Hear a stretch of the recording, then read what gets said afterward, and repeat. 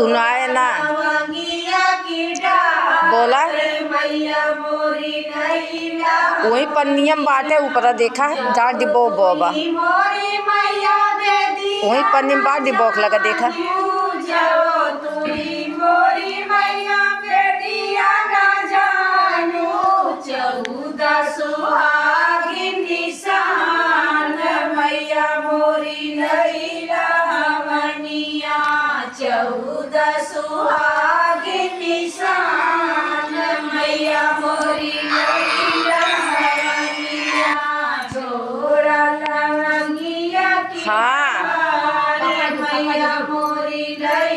सुनो रुकी रहा 1 मिनट ऐसे रुक।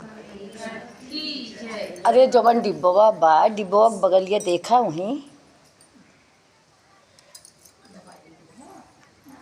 वहीं रखे रहे पन्नी में।